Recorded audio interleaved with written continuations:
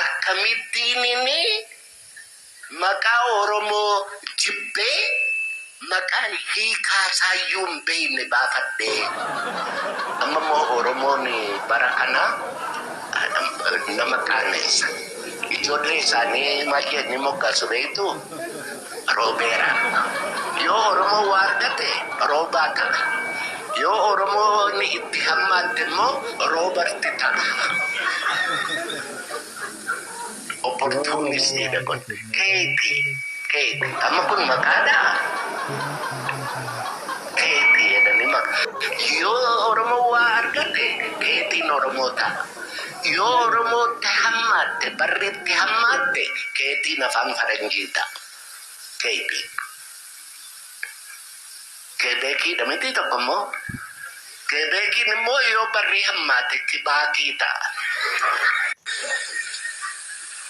Nan kana al tokko Oromoo amma jiru kana nama qaaneessa dhugaa rabbiidha.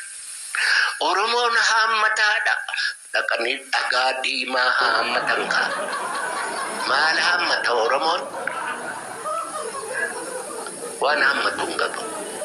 Kan nama hammatu seera.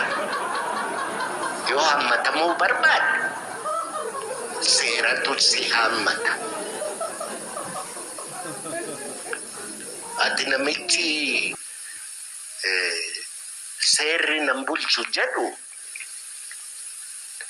Oromootu na hammata. Oromummaatu na hammata jettee geeratta yoo ta'e soba sin hammatu. Hin dhowwinaa yoo kana sin hammatu. Isin galeera amma Oromummaan eessatti akka inni guduunfame.